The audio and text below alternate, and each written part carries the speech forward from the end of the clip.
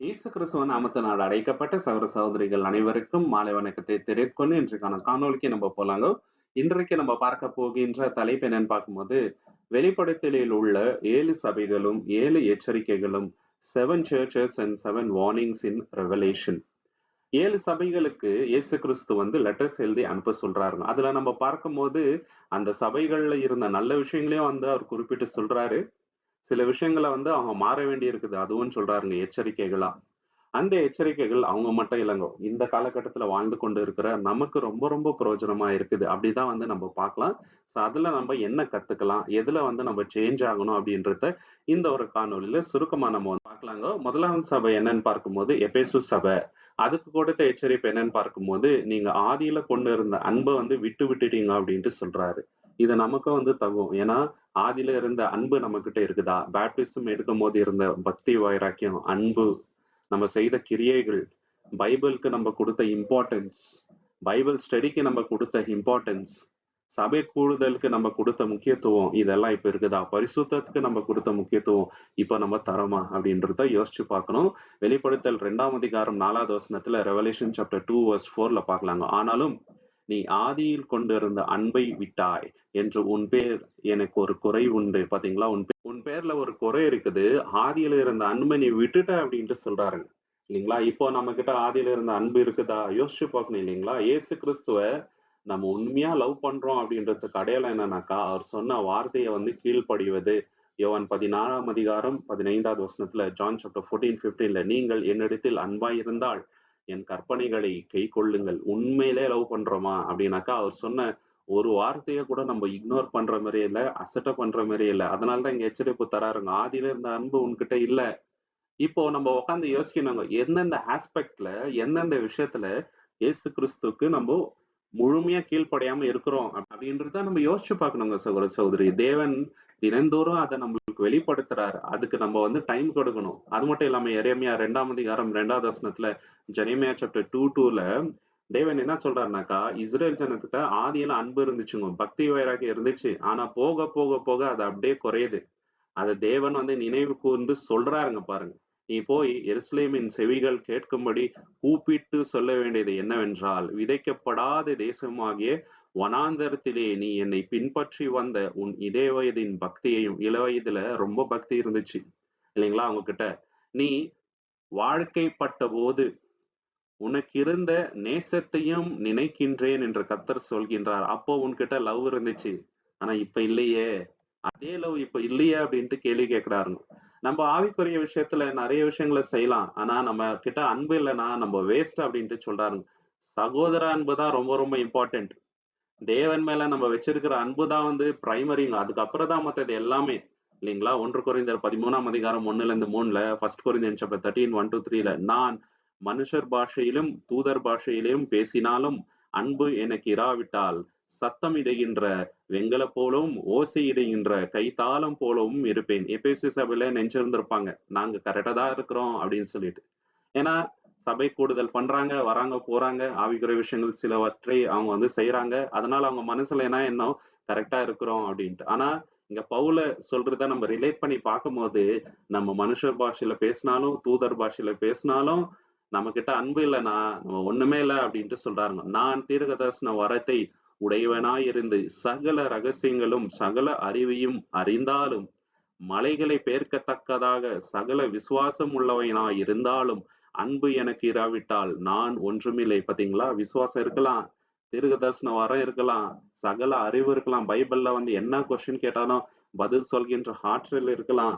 ஆனா அதே சமயத்துல அன்பு இல்லைன்னா ஒன்றுமே இல்லை. அன்பை தான் தேவன் ஃபர்ஸ்ட் பிரைமரியா பாக்குறாருங்க. இதயத்துல எந்த அளவுக்கு முழுமையா தேவனிடத்துல நம்ம அன்பா இருக்கின்றோமா அப்படின்றதுதான் ஃபர்ஸ்ட் அவரு.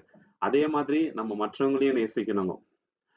எனக்கு உண்டான யாவற்றையும் நான் அன்னதானம் பண்ணினாலும், என் சரீரத்தை சுட்டெரித்தாலும் அன்பு எனக்கு இராவிட்டால் பிரயோஜனம் ஒன்றும் இல்லை. பாத்தீங்களா? சரீரத்தையே சுட்டெரிக்க கொடுத்தாலும் அன்பு இல்லைனாக்கா பிரயோஜனமே இல்லை. அன்புதான் பிரதானமா இருக்குதுங்க. பிலிப்பியர் 1ஆம் அதிகாரம் 9-11ல நம்ம ஆவிக்குரிய விஷயத்துல வளரும் அப்படின்றதுக்கு முக்கியமான அடையாளமே நமக்குள்ள இருக்கின்ற அன்பு தாங்க. எவ்வளவு மத்தவங்களை நம்ம லவ் பண்றோம். இப்ப இயேசு கிறிஸ்து சொல்றாரு இல்லைங்களா, ஒரு ஃப்ரெண்டுக்காக உயிரை கொடுக்கறத விட பெரிதான அன்பு இல்லைன்றாருங்க. அந்த லெவலுக்கு நம்ம போயின்னு இருக்கிறோமா அப்படின்னு சொல்லிட்டு. மேலும் உத்தமமானவைகளை நீங்கள் ஒப்புக்கொள்ளத்தக்கதாக உங்கள் அன்பானது அறிவிலும் எல்லா உணர்விலும் இன்னும் அதிகமாய் பெருகும். அன்பானது எல்லா அறிவிலும் பெருகணுங்க. அன்புதான் பிரதானம். அதுக்காக பவுல் அதற்காக ஜெபம் பண்றாருங்க. அன்பு ரொம்ப முக்கியமான அடையாளம். நம்ம ஆவிக்குரிய விஷயத்துல வளர்ந்து கொண்டு இருக்கிறோம் அப்படின்ட்டு. இப்ப நம்ம வாழ்க்கையில ஆதியில இருந்த அன்பு குறைஞ்சிட்டே இருக்குதுன்றத எப்படி கண்டுபிடிக்கணும்னாக்கா, முதல்ல அது ஜெபம்ன்றது ஒரு டியூட்டி ஆயிடுங்க நம்ம லைஃப்ல. அது டியூட்டி கிடையாது இல்லைங்களா? அது ஒரு டிலைட்டுங்க. சந்தோஷமான விஷயம். நம்ம ஒருத்தரை லவ் பண்றோம்னாக்கா, அவங்க கிட்ட பேசணும், அதிகமா டைம் ஸ்பெண்ட் பண்ணணும்னு தான் நம்ம நினைப்போம். அதற்காக காத்து கொண்டு இருக்கணும் இல்லைங்களா? அதே மாதிரி தேவனுக்கு எவ்வளவு முக்கியத்துவம் கொடுக்கணும் இல்லைங்களா? தேவன்கிட்ட பேசுறதுக்கு நம்மளுக்கு கிடைச்ச ஒரு அரிய வாய்ப்பு. அத ஏதோ டியூட்டி மாதிரி சும்மா 2 நிமிஷம் பண்ணிட்டு போறது கிடையாதுங்க சகோதர சகோதரி. உணர்வுபூர்வமா ஆவியில அனலா இருந்து ஜெபிக்கணும். அது ரொம்ப இம்பார்ட்டன்ட். அது குறையுதுன்னு வச்சுக்கங்களேன், ஆதியில இந்த அன்பு இல்லைன்ட்டு அர்த்தம். 2வது பைபிள் ரீடிங் ரொம்ப ரொட்டீனா சும்மா ஏனோதானன்ட்டு படிப்பது. சில பேர் வேலைக்கு போகும்போது கேலண்டர்ல இருக்கிற வசனத்தை படிச்சுட்டு போயிடுவாங்க. அதுல என்ன இருக்குதுங்க சந்தோஷம்? அதுல ஏதாவது பிரயோஜனம் இருக்குதுங்களா? இல்ல. அதே உட்காந்து ஒரு ஒரு வசனத்தையும் நம்ம பார்த்து நோட்ஸ் எடுத்து மெடிடேட் பண்ணி படிச்சா அதுல இருக்கிற ஆசீர்வாதமே வேற இல்லைங்களா? தேவனுடைய வேலையை குறிச்சு அதிகமா பேசாம பர்சனல் ஒர்க்கை குறிச்சே நம்ம அதிகமா பேசுறோம்னாக்க அங்கேயே அன்பு குறையுதுன்னு அர்த்தங்க. சபையில சில விஷயங்களை நம்ம செய்யலாங்க, வேலை செய்யலாம். ஆனா பர்சனலா வீட்ல நமக்கும் இயேசு கிறிஸ்துக்கும் இருக்கின்ற அந்த பர்சனல் கனெக்ட் இருக்குது பாருங்க, ஐக்கியம். அது எந்த அளவுக்கு ஸ்ட்ராங்கா இருக்குது, அது குறையுதுன்னு வச்சுங்களேன், ஆதியில இருந்த அன்பு இல்லைன்ட்டு அர்த்தங்க. நம்ம தேவனை ஆராதிக்கிறோம், ஆனா அது ரொம்ப மெக்கானிக்கலா உணர்வு பூர்வமா இல்லாம ஒரு மிஷின் மாதிரி இருக்குதுன்னு வச்சுங்களேன், அங்கவே அன்பு குறையுதுன்னு அர்த்தங்க இல்லைங்களா? மினிஸ்ட்ரி ஒர்க்க பார்க்கிலும் இந்த உலகத்துக்குரிய சக்சஸ்ல நம்ம அதிகமா கான்சென்ட்ரேஷன் பண்றோம்னு வச்சுங்களேன், அங்கவே அன்பு குறையுதுன்னு அர்த்தங்க. தேவனோட வார்த்தையிலிருந்து யாராவது நம்மள கரெக்ட் பண்ணும்போது நம்மளுக்கு இரிட்டேஷன் ஆகுதுன்னு வச்சுங்களேன், அன்பு குறையுதுன்னு அர்த்தம் இல்லைங்களா? சோ இந்த மாதிரி விஷயத்துல நம்ம எச்சரிக்கையா இருக்கணும். 2வது ஸ்மிர்னா சபை, அந்த சபைக்கு இயேசு கிறிஸ்து கொடுத்த எச்சரிப்பு என்னன்னு பாத்தீங்கன்னாக்கா, பயப்படாத, உனக்கு ஏராளமான துன்பங்கள் வரும், கஷ்டப்படுவ, பயப்படாத அப்படின்ட்டு முன்கூட்டியே சொல்றாரு. அதே மாதிரிதான் நமக்கும் நம்ம பட போகின்ற பாடுகளை குறித்து நம்ம பயப்படக்கூடாது. இனி வரைக்கும் வரலன்னு வச்சுங்களேன், இனிமேல் வரப்போகுதுன்னு அர்த்தம். ஆனா பயப்படக்கூடாது. ஏன்னா தேவன் நம்ம கூட இருப்பார். வெளிப்படுத்தல் 2ஆம் அதிகாரம் 10வது வசனத்துல, ரெவலேஷன் சாப்டர் 2:10ல, நீ படப்போகின்ற பாடுகளை குறித்து எவ்வளவும் பயப்படாதே. இதோ நீங்கள் சோதிக்கப்படும் பொருட்டு பிசாசானவன் உங்களை சிலரை காவலில் போடுவான். 10 நாள் உபத்திரப்படுவீர்கள். ஆகிலும் நீ மரணப்பறைந்தும் உண்மையாயிரு, அப்பொழுது ஜீவ கிரீடத்தை உனக்கு தருவேன். பாத்தீங்களா, உங்களை ஜெயில போடுவாங்க, காவலில் வைப்பாங்க, உபத்திரப்படுவீங்க. ஆனாலும் கடைசி பரியந்தம் உண்மையாக இருந்தா ஜீவ கிரீடம் பெற்றுக்கொள்வீங்க அப்படின்ட்டு சொல்றாருங்க. இது உறுதியா நடக்கும் நம்ம லைஃப்ல. மத்தேயு 10ஆம் அதிகாரம் 28வது வசனத்துல, மேத்யூ சாப்டர் 10:28ல இயேசு கிறிஸ்து என்ன சொல்றாருனாக்கா, வெறும் உங்களோட சரீரத்தை மட்டும் அழிக்கக்கூட வல்லமை உள்ளவங்களுக்கு நீங்க பயப்படாதீங்க. அவங்களால என்ன பண்ண முடியும்? மேக்சிமம் உங்களை கொலை செய்யலாம். அது தேவனுக்கு மகிமை தான். இப்ப ஸ்தேவான கூட என்ன பண்ணாங்க? கொலை செஞ்சு போட்டுட்டாருங்க இல்லைங்களா? ஆனா அதுல தேவனுக்கு மகிமை இருந்தது. வல்லமையான சரீரத்துல தேவன் என்ன பண்ணுவாரு? அவரை உயிர்ப்பிக்குவாரு. அப்ப எல்லாரும் பார்த்து புலம்புவாங்க சகோதர சகோதரி. அதே போலதான் நம்ம லைஃப்ல கூட இல்லைங்களா? தேவனுக்கு தான் நம்ம பயப்படணும். இந்த உலகத்துல இருக்கிற ஜனங்களை பார்த்து பயப்படக்கூடாதுங்க. நமக்குள் இருக்கிறவர் இந்த உலகத்துல இருக்கிறவங்களோட மிகப்பெரியவர் என்ற எண்ணத்தோட நம்ம வாழணுங்க. அப்படி நம்ம கஷ்டப்படும் போது இயேசு கிறிஸ்துவுக்காக நீங்க ஆசீர்வதிக்கப்பட்டவர்கள், பாக்கியவான்கள் அப்படின்ட்டு இயேசு சொல்றாரு. மத்தேயு 5ஆம் அதிகாரம் 10-12, மேத்யூ சாப்டர் 5:10-12, நீதி நிமித்தம் துன்பப்படுகிறவர்கள் பாக்கியவான்கள், பரலோக ராஜ்யம் அவர்களுக்குரியது. அவங்களுக்கு தான் பரலோக ராஜ்யம். இயேசுக்காக அவமானப்படுறீங்களா? உங்களுக்கு தான் பரலோக ராஜ்யம். திட்டுறாங்களா உங்கள? பரலோக ராஜ்யம் உங்களுக்கு. கேலி பரியாசம் பண்றாங்களா? உங்களுக்கு பரலோக ராஜ்யம் இல்லைங்களா? என் நிமித்தம் உங்களை நிந்தித்து துன்பப்படுத்தி பலவித தீமையான மொழிகளையும் உங்கள் பேரில் பொய்யா சொல்வார்கள், ஆனால் பாக்கியவானாய் இருப்பீர்கள். பாத்தீங்களா, நீங்க பாக்கியவானாய் இருப்பீர்கள். சந்தோஷப்பட்டு களி கூறுங்கள், பரலோகத்தில் உங்கள் பலன் மிகுதியாய் இருக்கும் அப்படின்ட்டு சொல்றாருங்க. எந்த அளவுக்கு இயேசுக்காக இங்க நம்ம பாடுபடுறோமோ, கஷ்டத்தை அனுபவிக்கிறோமோ, நம்மள கெட்ட கெட்ட வார்த்தையில திட்டுறாங்களோ, உபத்திரவப்படுத்துறாங்களோ, அவ்வளவு கனமகிமை நம்மளுக்கு இருக்கவங்க. ஜீவ கிரீடத்தை நமக்கு தராருங்க. யாக்கோபு 1:12 நம்ம பார்க்கிறோம். ஜேம்ஸ் 1:12, சோதனையை சகிக்கின்ற மனுஷன் பாக்கியவான், அவன் உத்தமன் என்று விளங்கின பின்பு கர்த்தர் தம்மிடத்தில் அன்பு கூறுகிறவர்களுக்கு வாக்குத்தத்தம் பண்ணின ஜீவ கிரீடத்தை பெறுவான். இந்த சோதனையை எல்லாம் நம்ம சகிச்சு இயேசுக்காக உண்மையா வாழ்ந்தோம்னு வச்சுங்களேன், ஜீவ கிரீடத்தை நிச்சயமாக நம்ம வந்து பெறுவோங்க. நம்ம கிட்ட பயம் இருக்குது அப்படின்றத எதை வச்சு கண்டுபிடிக்கலாம்னாக்கா, முதலாவது நம்மளுடைய விசுவாசத்தை பத்தி யாருக்கிட்டயும் நம்ம வந்து பேசாம இருக்கிறோம்னு வச்சுங்களேன். இப்ப இயேசு நாமம் தெரியாதவங்களே நம்ம பக்கத்துல இருந்தா கூட, ஒரு தடவை கூட நம்ம வந்து முயற்சி எடுக்காம அப்படியே இருக்கிறோம்னா பயம் இருக்குதுன்னு அர்த்தங்க. 2வது வந்து பைபிள்ல இருக்கிற சத்தியத்தை வந்து மத்தவங்க நம்மள நிராகரிச்சுருவாங்கன்ற ஒரே ஒரு காரணத்துக்காக நம்ம சொல்லாம இருக்கிறோம்னா பயம் இருக்குதுன்னு அர்த்தம். 3வது வந்து காம்ப்ரமைஸ் பண்ணின்னு போறது. அதாவது என்னோட ரெப்புடேஷன் தான் முக்கியம். நான் ஏன் வந்து பைபிள்ல இருக்கிற விஷயத்த சொல்லி என்னோட ரெப்புடேஷனை வந்து ஸ்பாயில் பண்ணிக்கணும் அப்படின்னு நினைக்கிறது. இதுவும் வந்து பயம்தாங்க. நம்ம வந்து ரொம்ப ரொம்ப ஜனங்க என்ன நம்மள நினைக்கிறாங்கன்றத குறிச்சே யோசிக்கிறோம்னு வச்சுங்களேன், பயம் இருக்குதுன்னு அர்த்தம். இல்லைங்களா? யாராவது இயேசு கிறிஸ்துவ பத்தி தவறா பேசும்போது வாயை மூடிட்டு நம்ம சைலண்டா இருக்கிறோம்னாக்கா பயம் இருக்குதுன்னு அர்த்தம். இல்லைங்களா? விமர்சனத்துக்கும் மத்த விஷயத்துக்கு பயப்படுறோம்னாக்கா பயம் இருக்குதுன்னு அர்த்தம். கீழ்ப்படியறதுக்கு வந்து ரொம்ப கஷ்டமா நம்ம வந்து ஃபீல் பண்றோம்னாக்கா பயம் இருக்குதுன்னு அர்த்தம். இல்லைங்களா? ரிலேஷன்ஷிப் இழந்துருவோம். நல்ல வாய்ப்புகளை இழந்துடுவோம். பணத்தை இழந்துடுவோம் அப்படின்னு நினைச்சிட்டு நம்மளுடைய விசுவாசத்தை நமக்குள்ளவே நம்ம வச்சுட்டு இருக்கிறோம்னா பயம் இருக்குதுன்னு அர்த்தம். இந்த விஷயத்துல ரொம்ப எச்சரிக்கையா இருக்கணுங்க சகோதர சகோதரி. 3வது சபையின் பேர் என்னன்னு பாத்தீங்கன்னாக்கா பெர்காமஸ் அப்படின்ட்டு வருது. இதற்கு இயேசு கிறிஸ்து சொன்ன எச்சரிக்கை என்னன்னு பாத்தீங்கன்னாக்கா, சமரசம் செய்யாதீங்க, டு நாட் காம்ப்ரமைஸ். சத்தியத்துக்காக உறுதியா நிக்கணும். எந்த விஷயத்துக்கும் நம்ம வந்து காம்ப்ரமைஸ் பண்ணிட்டு போக கூடாது அப்படின்றத சொல்றாரு. வெளிப்படுத்தல் 2ஆம் அதிகாரம் 14வது வசனத்துல, ரெவலேஷன் சாப்டர் 2:14, ஆகிலும் சில காரியங்களை குறித்து உன் பேரில் எனக்கு குறை உண்டு. விக்கிரங்களுக்கு படைத்தவைகளை புசிப்பதற்கும் வேசித்தனம் பண்ணுவதற்கும் ஏதுவான இடறலை இஸ்ரவேல் புத்திரருக்கு முன்பாக போடும்படி பாலாக் என்பவனுக்கு போதனை செய்த பிலேயாமுடைய போதகத்தை கைக்கொள்ளுகிறவர்கள் உன்னிடத்தில் உண்டு. சோ பழைய ஏற்பாடுல பிலேயாம் அப்படி இருந்தாருங்க. அவர் வந்து ஒரு தீர்க்கதரிசிங்க, தேவனுடைய தீர்க்கதரிசி தான். ஆனா புறஜாதி ராஜாவாகிய பாலாக்கு கூப்பிட்டுட்டு இஸ்ரேலுக்கு விரோதமா நீ என்ன பண்ணணும், சாப விடணும்னும் போது அவர் அங்க போயிடுறாருங்க. அவன் கொடுக்குற அந்த காசுக்காக, பொருட்களுக்காக ஆசைப்பட்டு தவறான விஷயத்த செய்யும்படி போறாருங்க. கழுதையின் மூலியமா தேவன் அவர்கிட்ட பேசியும் போதிலும் அவர் திருப்பி போறாரு. பாத்தீங்களா? எந்த அளவுக்கு தவறான ஒரு சிந்தை அவர்கிட்ட இருக்குதுங்க, பொருளாசை.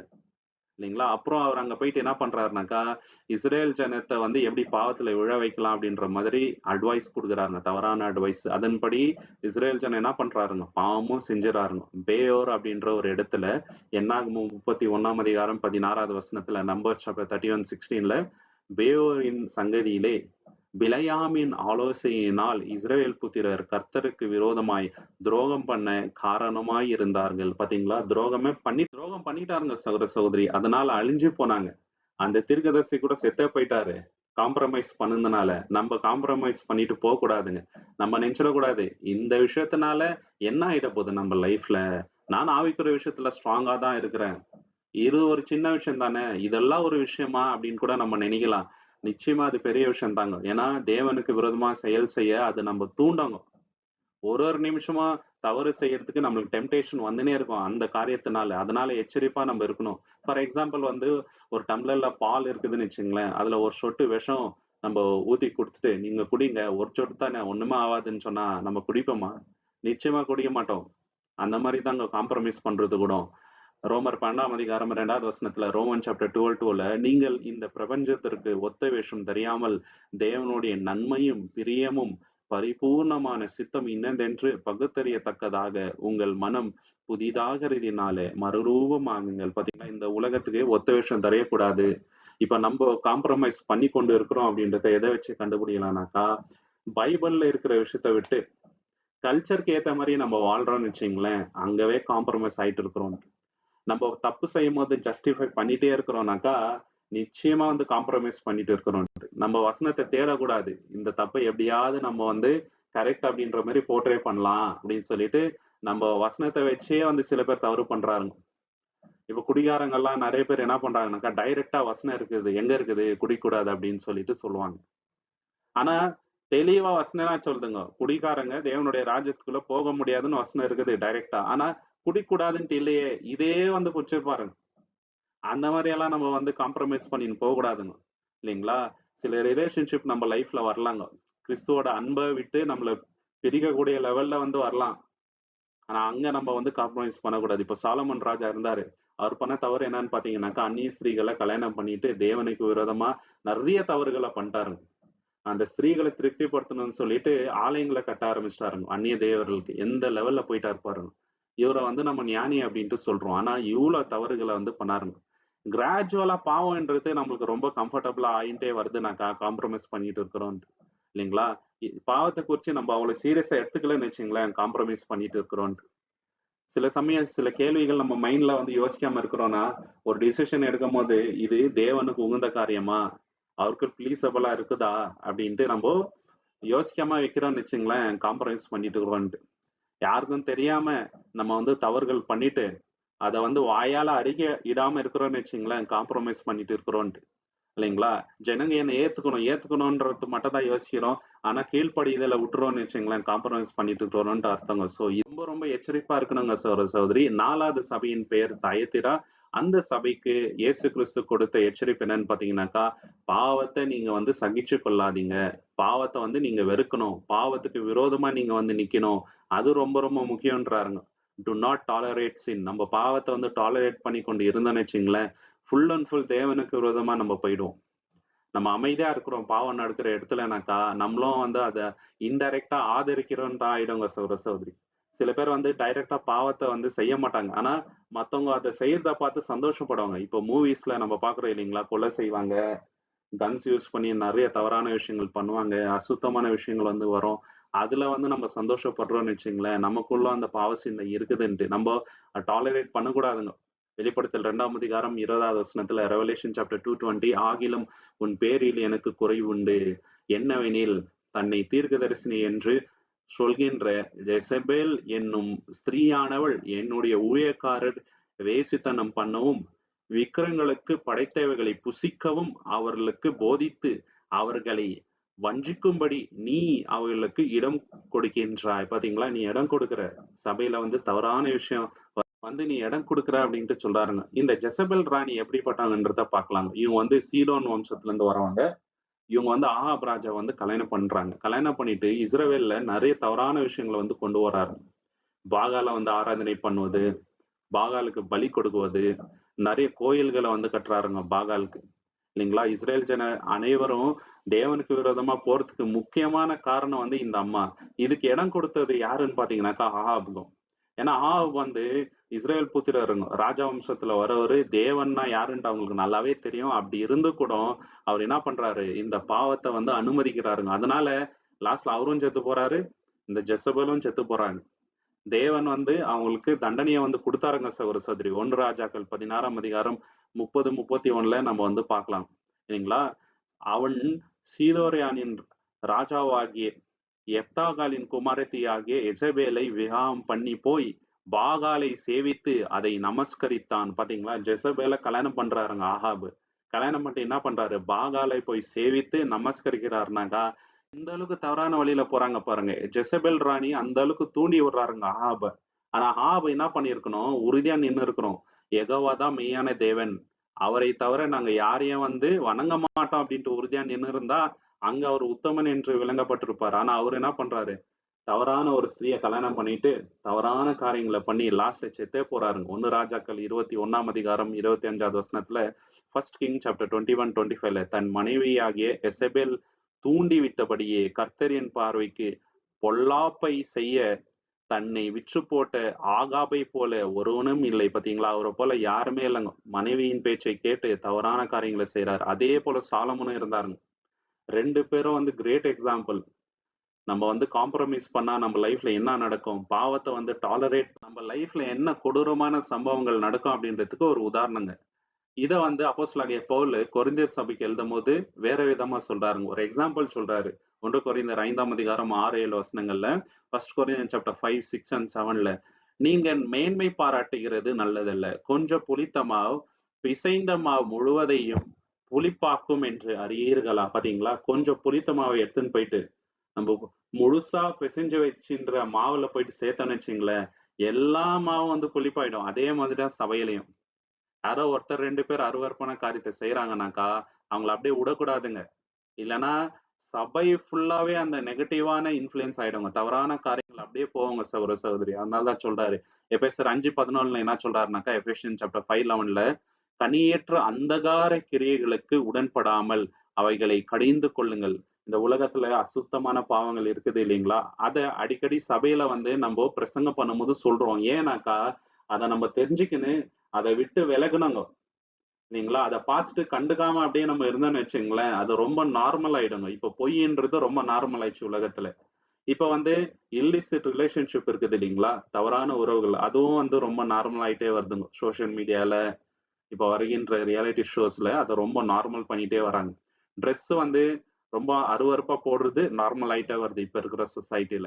இத வந்து நம்ம எதிர்த்து பேசாம அப்படியே விட்டுட்டோம்னு வச்சுங்களேன், எல்லாருக்கும் வந்து இது நார்மல் மாரி ஆயிடுங்க. சபைக்குள்ளவே இது வந்துரும் லாஸ்ட்ல. அதனாலதான் அத என்ன பண்ணணும் கடிந்து கொள்ளலாம் அப்படின்ட்டு சொல்றாருங்க சகோதர சகோதரி. இப்ப நம்ம வாழ்க்கையில பாவத்தை வந்து நம்ம கடிந்து கொள்ளாம நம்ம அதை டாலரேட் பண்ணிட்டு சகிச்சு கொண்டு இருக்கிறோம் அப்படின்றத எப்படி கண்டுபிடிக்கலாம்னாக்கா, முதலாவது ஒரு விஷயம் தப்பான விஷயம் நம்ம கண்ணுக்கு முன்னாடி நடக்குது அப்படின்ட்டு நம்ம பாக்குறோம். தெரியுது நமக்கு நல்லாவே. அதனால பார்த்துட்டு பார்க்காத மாதிரி நம்ம இருக்கிறோம்னு வச்சுங்களேன், அது ரொம்ப ரொம்ப தப்பு. நம்ம டாலரேட் பண்ணக்கூடாது. சொல்லணுங்க அது தவற. சரிங்களா? நம்ம தனியா போயிட்டு அவங்க கிட்ட பேசலாம். அவங்களுக்காக ஜெபம் பண்ணலாம். இது நம்ம செய்ய வேண்டியது. பார்த்துட்டு பார்க்காதவங்க இருக்கிறதுக்காக சத்தியத்தை கொடுக்கப்படலங்க தேவன். 2வது விஷயம் என்னன்னு பாத்தீங்கன்னாக்கா, பாவத்தை வந்து வீக்னஸ்ன்னு சொல்லக்கூடாதுங்க. அது வீக்னஸ் வீக்னஸ் வீக்னஸ் அப்படின்ட்டு சொல்லி சொல்லி என்ன ஆயிடுதுனாக்கா, அதுவே வந்து ஒரு ஜஸ்டிஃபைங் ஃபேக்டர் ஆயிடுது இல்லைங்களா? பாவத்தை பாவம்னு தான் நம்ம சொன்னோம். வீக்னஸால பண்ணிட்டோம், வீக்னஸால பண்ணிட்டோம் நம்ம சொன்னோம்னு வச்சுங்களேன், மன திரும்புதல் வராதுங்க அந்த இடத்துல. 3வது வந்து ஒருத்தர் வந்து பாவத்துக்குரிய காரியத்தை செய்யறாரு. ஆனா அந்த மனுஷன் எனக்கு ரொம்ப பிடிக்கும், எனக்கு க்ளோஸ் ஆகுறாருன்றதுனால நான் கண்டும் காணாத மாதிரி இருக்கிறேன்னு வச்சுங்களேன், அது ரொம்ப ரொம்ப தவறு. யார் நம்ம கிட்ட ரொம்ப க்ளோஸா இருக்கிறாங்களோ, யாரை வந்து நம்ம ரொம்ப நேசிக்கிறோங்களோ, அவங்க வந்து தவறு செய்யும் போது தான் நம்ம ஃபர்ஸ்ட் போய் சொல்லணுங்க. டாலரேட் பண்ணக்கூடாதுங்க அத. இன்னொரு முக்கியமான விஷயம் என்னன்னு பாத்தீங்கன்னாக்கா, சில பேர் வந்து அவங்க நம்ம கிட்ட பேசாத ஆயிடுவாங்க, சபைக்கு வராத ஆயிடுவாங்க அப்படின்னு சொல்லிட்டு அவங்க செய்கின்ற தவறை வந்து சுட்டி காட்டாம அப்படியே இருந்துருவாங்க. இதுவும் வந்து ரொம்ப ரொம்ப தவறுங்க. இல்லைங்களா? சத்தியத்துக்கு விரோதமா யாராவது பேசும்போது நம்ம பார்த்துட்டு சும்மா இருக்க கூடாது. இம்மீடியட்டா நம்ம அதை டாலரேட் பண்ணாம சொல்லணுங்க. இது இப்படிதான் சத்தியம் இருக்குது அப்படின்னு சொல்லிட்டு. இல்லைங்களா? சோ எப்போதுமே இந்த விஷயத்துல நம்ம ரொம்ப உறுதியா இருக்கணுங்க.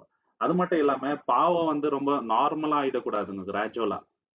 நம்ம லைஃப்ல சரி, பாவம் வந்து ரொம்ப கொடூரமான விஷயம். தேவனுக்கும் நமக்கும் பிரிவினை ஏற்படுத்துது. அதுதான் அப்படின்ற அந்த உறுதிப்பாடோட நம்ம இருக்கணுங்க சகோதர சகோதரி. சோ இந்த மாதிரி நம்ம இருந்தா பிரச்சனை இல்ல. இல்லன்னு வச்சுங்களேன், பாவத்த வந்து நம்ம டாலரேட் பண்ணிட்டு இருக்கிறோம்னு அர்த்தங்க. 5வது சபையின் பேர் வந்து சார்டிஸ். இந்த சபைக்கு இயேசு கிறிஸ்து கொடுத்த எச்சரிப்பு என்னன்னு பாத்தீங்கன்னாக்கா, விழித்திரு, நீ செத்த நிலைமையில இருக்கிற அப்படின்ட்டு சொல்றாருங்க. இது நமக்கு சொல்ற மாதிரி கூட இருக்குதுங்க சில சமயங்கள்ல. ஏன்னா நம்ம சத்தியத்துக்கு வந்தபோது இருந்த அந்த அனல், அந்த உற்சாகம் இப்ப நம்மகிட்ட இல்லாத மாதிரி இருக்குங்க. ஆவிக்குரிய விஷயத்துல நம்ம மரித்த நிலையில கூட இருக்கலாம்.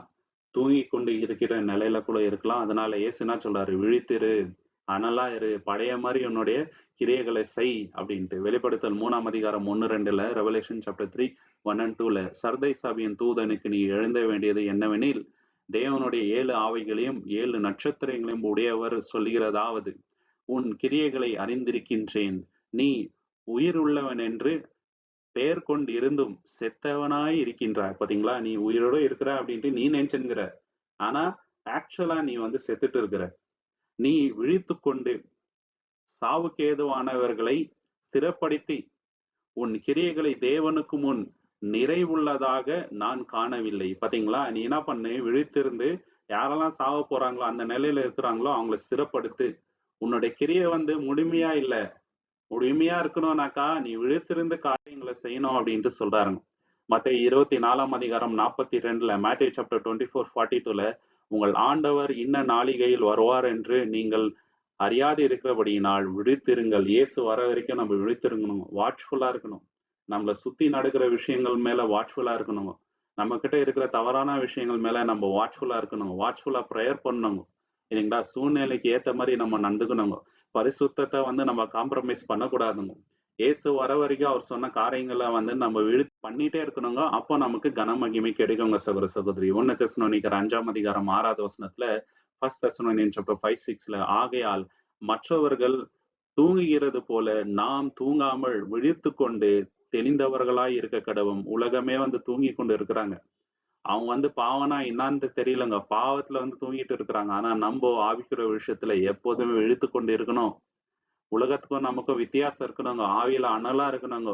தேவனுக்கேற்ற காரியங்களை செய்வதுல நம்ம பிஸியா இருக்கணுங்க சகோதர சகோதரி. நம்ம ஆவிக்கிற விஷயத்துல மரித்த நிலையில இருக்கிறோம் அப்படின்றத எதை வச்சு கண்டுபிடிக்கலாம்னாக்கா, முதலாவது நமக்கு நல்ல ரெப்புடேஷன் இருக்கலாங்க வெளியில.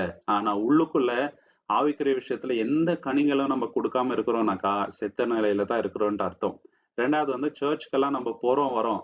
ஆனா நமக்கும் தேவனுக்கும் பர்சனலா ரொம்ப பாண்டிங்கே இல்லாம, அந்த ஐக்கியம் வந்து குறைஞ்சுட்டே இருக்குதுனாக்கா, நம்ம வந்து செத்த நிலையில இருக்கிறோன்ட்டு. பைபிள் இன்ஃபர்மேஷன் நமக்கு நல்லாவே தெரியுங்க. சத்தியம் எப்படி அப்படின்றது. ஆனா, அத நம்ப பிராக்டிகலா அப்ளை பண்ணாம இருக்கிறோம்னு வச்சுங்களேன், செத்த நிலையில இருக்கிறோன்ட்டு. ஜெபம் அப்படியே நம்ம லைஃப்ல குறைஞ்சுட்டே போகுதுனாக்கா, செத்த நிலையில இருக்கிறோன்ட்டு.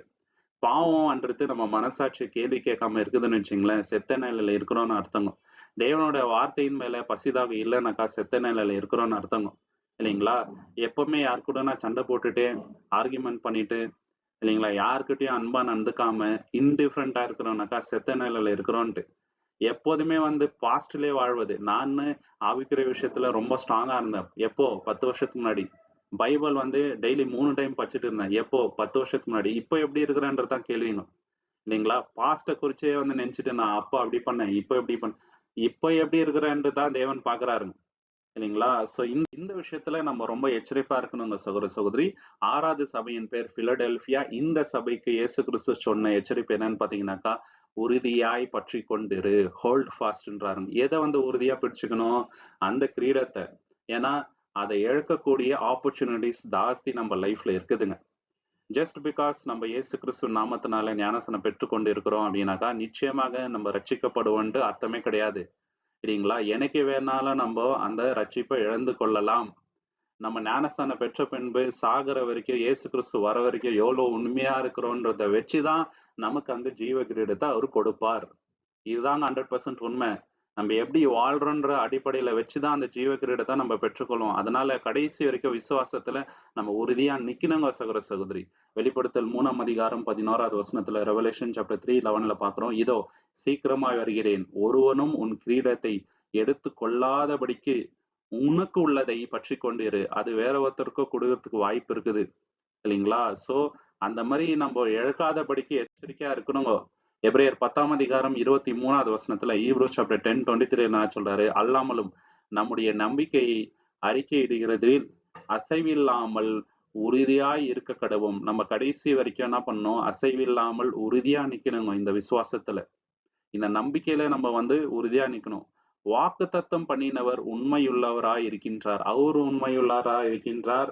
நம்ம வந்து கடைசி வரைக்கும் உண்மையுள்ளவராக இருக்கணும். அப்போ ஜீவ கிரீடத்தை நமக்கு தருவாருங்க சகோதர சகோதரி. அது மாத்திரம் இல்லாம எபிரேயர் 3ஆம் அதிகாரம் 14வது வசனத்துல ஈப்ரூஸ் சாப்டர் 3:14ல நாம் ஆரம்பத்திலே கொண்ட நம்பிக்கையை முடிவு பரியந்தம் உறுதியாய் பற்றி கொண்டு இருப்போமாகில் கிறிஸ்துவனிடத்தில் பங்குள்ளவர்களாக இருப்போம். பாத்தீங்களா? கடைசி வரைக்கும் அந்த நம்பிக்கையிலே நம்ம வாழணுங்க. இயேசு கிறிஸ்து நமக்காக வரப்போகின்றார். அவருக்காக நம்ம வந்து பாடுகளப்பட்டால், அவரு கூட ஆளுகையும் செய்வோம் என்ற நம்பிக்கையோட நம்ம கடைசி வரைக்கும் வாழ்ந்தால், நிச்சயமாக ஜீவ கிரீடம் பெற்றுக்கொள்வோங்க சகோதர சகோதரி. அதற்கு நம்ம என்னெல்லாம் செய்யணும் அப்படின்றது 1 கொரிந்தியர் 15ஆம் அதிகாரம் 18வது வசனத்துல சொல்றாரு. 1 கொரிந்தியன் சாப்டர் 15:58ல அப்போஸ்தலனாகிய பவுல் எக்ஸ்பிளைன் பண்றாருங்க. ஆகையால் எனக்கு பிரியமான சகோதரரே, கர்த்தருக்குள் நீங்கள் படப்போகின்ற பிரயாசம் விருதாவாகதில்லை என்று அறிந்து நீங்கள் உறுதிப்பட்டவர்களாயும் அசையாதவர்களாயும் கர்த்தருடைய கிரியையிலே எப்பொழுதும் பெருகிறவர்களாயும் இருப்பீர்களாக. 3 விஷயத்த சொல்றாருங்க. நம்ம வந்து உறுதியா இருக்கணுங்க. இந்த விசுவாசத்துல கடைசி வரைக்கும் உறுதியா இருக்கணும். அசைவில்லாதவர்களா இருக்கணும். அதாவது ஏதாவது பிரச்சனை வரும்போது சில பேர் கிறிஸ்துவ மறுதலித்து போயிடுவாங்க. பாவத்துக்கு போயிடுவாங்க. உலகத்துக்கு திரும்பி போயிடுவாங்க. அந்த மாதிரி நம்ம இருக்கக்கூடாதுங்க. அசையாமல் உறுதியா நிக்கணுங்க. கல்லுல கட்டப்பட்ட அந்த வீடு மாதிரி நம்ம அசைவில்லாம இருக்கணுங்க. பிரச்சனை வரும், போராட்டங்கள் வரும், அசையாம நிக்கணும். அதே போல கர்த்தருடைய கிரியையை நம்ம கடைசி வரைக்கும் செஞ்சுட்டே இருக்கணுங்க. டே பை டே அந்த நற்கிரியைகள் வந்து நம்ம வாழ்க்கையில பெருகணும், குறையக்கூடாது. அப்படி நம்ம இருந்தோமானால் ஜீவகிரீடத்தை பெற்றுக்கொள்ளுவோங்க. இந்த விஷயத்துல நம்ம உறுதியா இல்லை, இயேசு கிறிஸ்து நமக்கு கொடுத்த விஷயத்த நம்ம உறுதியா பற்றிக்கொள்ளவில்லை அப்படின்றத எப்படி கண்டுபிடிக்கலாம்னாக்கா, முதலாவது இயேசு கிறிஸ்துக்கும் நமக்கும் வந்து ஒரு கமிட்மெண்ட் இருக்குதுங்க. நம்ம வாழ்வது இயேசுக்காக. இல்லைங்களா? நம்ம வாழ்ந்தாலும் இயேசுவுக்காய், மரித்தாலும் இயேசுக்காய்ன்ற உறுதிப்பாடோட தான் பேப்டிசமே எடுக்கிறோம். ஆனா அந்த கமிட்மெண்ட்ட நம்ம மறந்துட்டு வாழ்றோம்னு வச்சுக்கங்களேன், நம்ம உறுதியா பற்றிக்கொள்ளவில்லைன்ட்டு அர்த்தம். 2வது உலக சிற்றின்பங்களுக்கு நம்ம ரொம்ப ரொம்ப என்ன பண்றோம்? முக்கியத்துவம் குடுக்குறோம். ஆனா ஆவிக்குரிய விஷயத்துக்கும் இம்பார்ட்டன்ஸ் குடுக்கலனாக்கா, நம்ம உறுதியா இல்லன்ட்டு அர்த்தங்க. 3வது வந்து ஏதாவது பிரச்சனை வரும்போது, விடாமுயற்சியோட இயேசு நமக்கு இருக்கிறாரு, தேவன் இருக்கிறாரு, எல்லாத்தையும் என்னால செய்ய முடியும்ன்ட்டு நம்ம நிக்காம, இயேசுவ விட்டு தூர போறோம்னு வச்சுக்கங்களேன், உறுதியா இல்லன்ட்டு அர்த்தம். டிசிப்ளினுக்கு இம்பார்ட்டன்ஸ் குடுக்கலன்னா, உறுதியா இல்லன்ட்டு அர்த்தம். ஏன்னா, டிசிப்ளின் இல்லாம ஆவிக்குரிய விஷயத்துல நம்ம வந்து ஜெயம் கொள்ள முடியாதுங்க. டெம்பரரியான பிளஷர்ஸ்க்கு நம்ம இடம் குடுக்குறோம்னாக்கா, உறுதியா இல்லன்ட்டு அர்த்தங்க. நம்ம நல்லா ஸ்டார்ட் பண்ணலாங்க ஆவிக்குரிய ஓட்டத்த. ஆனா, முடிக்கும்போது எப்படி முடிகிறோன்றது தான் ரொம்ப ரொம்ப இம்பார்ட்டன்ட். முடிக்கும்போது பல்மடங்கு அந்த வைராக்கியம் தாசியா இருக்கணும். ஆவியில அனல் வந்து தாசியா இருக்கணும். குறைஞ்சிருக்க கூடாதுங்க சகோதர சகோதரி. சோ இந்த இந்த விஷயத்துல ரொம்ப எச்சரிப்பா இருக்கணும். 7வது சபையின் பேர் லவோதோக்கியா. இதுக்கு இயேசு கிறிஸ்து கொடுத்த எச்சரிப்பு என்னன்னு பாத்தீங்கன்னாக்கா, நீ அனலும் இல்லாமல் குளிரும் இல்லாமல் இருக்கின்றாய். உன்னை நான் வாந்தி பண்ணி போடுவேன் அப்படின்ட்டு சொல்றாருங்க. வெளிப்படுத்தல் 3ஆம் அதிகாரம் 15, 16ல ரெவலேஷன் சாப்டர் 3, 15 and 16. உன் கிரியைகளை அறிந்திருக்கின்றேன். நீ குளிரும் அல்ல, அனலும் அல்ல. குளிராவது அனலாவது இருந்தால் நலமாய் இருக்கும். இப்படி நீ குளிருமின்றி அனலுமின்றி வெதுவெதுப்பாய் இருக்கின்றாய். உன்னை என் வாயிலிருந்து வாந்தி பண்ணி போடுவேன். பாத்தீங்களா? நீ வெதுவெதுப்பா இருக்க, லூக் இருக்கிற அப்படின்ட்டு சொல்றாருங்க. லவோதோக்கிய சபை அவங்களே அவங்க என்ன நினைச்சிட்டாங்கன்னாக்கா, ரொம்ப நாங்க ஐஸ்வரமா இருக்கிறோம். எங்ககிட்ட எந்த குறையும் இல்ல. எல்லா விஷயத்திலயும் நாங்க பெர்ஃபெக்ட்டா இருக்கிறோம்னு நினைச்சிட்டாங்க. ஆனா இயேசு என்ன சொல்றாரு பாருங்க. வெளிப்படுத்தல் 3ஆம் அதிகாரம் 17வது வசனத்துல ரெவலேஷன் 3:17ல நீ ஐஸ்வரமானாய் இருந்து எனக்கு ஒரு குறையும் இல்லை என்று சொல்கிறாய். ஆனாலும் நீ பரிதபிக்கத்தக்கவனும் பரிதாபமானவனும் தரித்திரனும் குருடனும் நிர்வாணியுமாய் இருக்கின்றாய் என்று அறியாமல் இருக்கின்றாய். பாத்தீங்களா? நீ குருடனா இருக்கிற, ரொம்ப ரொம்ப பரிதாபமான நிலையில இருக்கிற, ட்ரெஸ் இல்லாம இருக்கிற, நேக்கடா இருக்கிற, இது உனக்கு தெரியல. ஆனா உனக்குள்ள நீ என்ன நினைச்சிட்டு இருக்கிற? நான் ரொம்ப ரொம்ப ரிச்ன்னு நினைக்கிறேன். அந்த அந்த மாதிரி எண்ணம் நம்மகிட்ட கூட இருக்கலாங்க. ஆவிக்குரிய விஷயத்துல நான் ரொம்ப ஸ்ட்ராங்கா இருக்கிறேன். என்கிட்ட எந்த ஒரு குறையும் இல்லைன்ட்டு. இயேசு கிறிஸ்து வர வரைக்கும் நமக்கு தெரியாம கூட இருக்கலாங்க. அதனாலதான் செல்ஃப் எக்ஸாமினேஷன் ரொம்ப ரொம்ப முக்கியங்க. நான் நிக்கிறேன் அப்படின்ட்டு யாருமே சொல்லாதபடிக்கு எச்சரிக்கையா இருக்கணும்ட்டு பவுல் சொல்றாரு. மத்தேயு 12ஆம் அதிகாரம் 30வது வசனத்துல, மேத்யூ 12:30ல என்னோடு இராதவன் எனக்கு விரோதமாய் இருக்கின்றார். எப்போதுமே இயேசு கிறிஸ்து கூட தான் நம்ம நிக்கணுங்க. உலகத்து கூட ஒரு சைடு, அப்புறம் இயேசு கிறிஸ்து கூட ஒரு சைடு, அப்படியெல்லாம் இருக்க முடியாது. அப்படி இருந்தாக்கா இயேசுக்கு விரோதமா தான் இருக்கிறோம்னு அர்த்தம். இஸ்ரேல் ஜனம் அப்படித்தான் இருந்தாங்க இல்லைங்களா? அப்போ எலியா என்ன சொல்றாரு? பாகால் தான் உண்மையான தேவன்னாக்கா அவரை நீங்க வந்து கும்பிடுங்க. யெகோவா தான் உண்மையான தேவன்னாக்கா அவரை நீங்க வந்து வணங்குங்க. ஏன் வந்து இருமனம் உள்ளவர்களா இருக்கிறீங்க அப்படின்னு சொல்லிட்டு அவங்க அப்படின்ட்டு கடிந்து கொள்றாருங்க. அந்த டபுள் மைண்டட்னஸ் நம்ம கிட்ட கூட இருக்கலாங்க சகோதர சகோதரி. கொஞ்சம் உலகத்துக்கும் கொஞ்சம் இயேசுக்கும் அப்படியெல்லாம் இருக்கவே முடியாது. இயேசுக்காக மட்டும் தான் நம்ம இருக்கணும். யாக்கோபு 4ஆம் அதிகாரம் 8வது வசனத்துல, ஜேம்ஸ் சாப்டர் 4:8ல தேவனிடத்தில் சேருங்கள், அப்பொழுது அவர் உங்களிடத்தில் சேருவார். பாவிகளே, உங்கள் கைகளை சுத்திகரியுங்கள். இருமனம் உள்ளவர்களே, உங்கள் இதயங்களை பரிசுத்தமாக்குங்கள். பாத்தீங்களா? இருமனம் உள்ளவர்களே, உங்கள் இதயத்தை பரிசுத்தமாக்குங்கள் அப்படின்ட்டு சொல்றாருங்க. இப்ப நம்ம வெதுவெதுப்பா இருக்கிறோம் அப்படின்றத எதை வச்சு கண்டுபிடிக்கலனாக்கா, முதல்ல அது ஓப்பனா இயேசு கிறிஸ்துக்கு விரோதமா இருக்கிறவங்கள பத்தி நம்ம பேசாம, இயேசு கிறிஸ்துக்கும் ரொம்ப டிவோட்டடா இல்லாம நியூட்ரலா நம்ம இருக்கிறோம்னு வச்சுங்களேன், நிச்சயமா நம்ம வந்து வெதுவெதுப்பான கிறிஸ்தவர்கள் தாங்க. 2வது வந்து சர்ச்ச வந்து வாரம் வாரம் மிஸ் பண்ணாம நம்ம வந்து அட்டெண்ட் பண்ணலாம். ஆனா அதே சமயத்துல ஆவிக்குரிய விஷயத்துல எந்த ஒரு மாற்றமும் இல்லைன்னு வச்சுங்களேன், வெதுவெதுப்பா இருக்கிறோன்ட்டு. அக்கேஷனலா ப்ரே பண்றதுங்க. எப்போ வந்து ஏதாவது ரொம்ப கஷ்டம் வருதோ அப்போ மட்டும் தேவன் கிட்ட போறது வெதுவெதுப்பின் அடையாளம். நமக்கு வந்து வசனங்கள் நல்லாவே தெரியுங்க. ஆனா அத கீழ்ப்படியாம இருக்கிறோம்னாக்கா வெதுவெதுப்பின் அடையாளம். இல்லைங்களா? உலகத்துக்கு நல்லா டைம் தருதுங்க. ஆனா இயேசு கிறிஸ்துக்கு டைம் ஒதுக்காம இருக்கிறது. அது வெதுவெதுப்பின் அடையாளம். நம்மளுடைய கமிட்மெண்ட்ட வந்து சீரியஸா எடுத்துக்கிறது இல்லைங்க. பேப்டிசம் எடுக்குறாருங்க பேருக்காக நெறைய பேருங்க. இல்லைங்களா? நம்மகிட்ட கூட அந்த எண்ணம் இருக்கலாம். ஆனா எவ்வளோ சீரியஸா வந்து அத பத்தி நம்ம யோசிக்கிறோம். அது ரொம்ப இம்பார்ட்டன்ட். இல்லைங்களா? அந்த சீரியஸ்னஸ் இல்லனாக்கா வெதுவெதுப்பா இருக்கிறோன்ட்டு. இல்லைங்களா? ஆவிக்குரிய விஷயத்துல மீடியாக்காரா இருக்கிறதே போதும். நான் சர்ச்சுக்கு போறேன், வரேன், சப்ஜெக்ட்ஸ் கேட்கிறேன். இல்லைங்களா? எனக்கு சத்தியம் தெரியும். போதும். அப்படி இல்லங்க. இயேசுவுக்காக நம்ம என்ன பண்றோம்? அது ரொம்ப இம்பார்ட்டன்ட். இல்லைங்களா? என்ன பண்ணோம்? நம்ம சாகறதுக்கு முன்னாடி இயேசு கிறிஸ்துவுக்காக இத சாக்ரிஃபைஸ் பண்ணியிருக்கிறோம். தேவனுக்காக இதை விட்டு கொடுத்திருக்கிறோம் அப்படின்னு சொல்லிட்டு நமக்காக ஒரு ரெக்கார்டு இருக்கணும். அப்படி இல்லைனாக்கா நம்ம வாழ்ற வாழ்க்கையிலேயே அத்தை இல்லைங்க சகோதர சகோதரி. ஸோ அதை பத்தி நம்ம யோசிச்சு பார்க்கணுங்க தினந்தோறும். இல்லைங்களா? நம்ம எப்போதுமே மத்தவங்களோட லைஃப்ப வச்சு நம்ம கம்பேர் பண்றோம்னு வச்சுக்கங்களேன், அங்கவே நம்ம வெது வெதுப்பா இருக்கிறோம் அப்படின்ட்டு. எத வச்சு கம்பேர் பண்ணணும்? தேவனுடைய வசனத்த வச்சு நம்மளோட லைஃப்ப வந்து கம்பேர் பண்ணுங்க. மெட்டீரியலான விஷயத்துக்கு ரொம்ப ரொம்ப நம்ம ஆசைப்படுறோம். ஆனா, ஆவிக்குரிய விஷயத்துக்கு ஆசை இல்லன்னு வச்சுக்கங்களேன், அங்கேயே வெது வெதுப்பா இருக்கிறோன்ட்டு. ஸோ இப்படி நம்ம இருந்தோம்னு வச்சுக்கங்களேன், ஆவிக்குரிய விஷயத்துல நம்ம தரித்திரரா இருக்கிறோன்ற அர்த்தங்க. அப்படி இல்லாதபடிக்கு தேவன் தாமே நம்மை பலப்படுத்துவாராக. தேவன் தாமே இந்த வசனங்களை ஆசீர்வதிப்பாராக. உங்களுக்கு இந்த காணொளி பிடிச்சிருந்தா லைக் பண்ணுங்க, ஷேர் பண்ணுங்க, சப்ஸ்கிரைப் பண்ணுங்க. தேவனுடைய சித்தம் இருந்தால் கூடிய சீக்கிரம் இன்னொரு காணொளியில நம்ம எல்லோருமே சந்திக்கலாம். நீங்கள் கொடுக்கின்ற எல்லா ஆதரவுகளுக்கும் நன்றிகள். Thank you so much. Amen.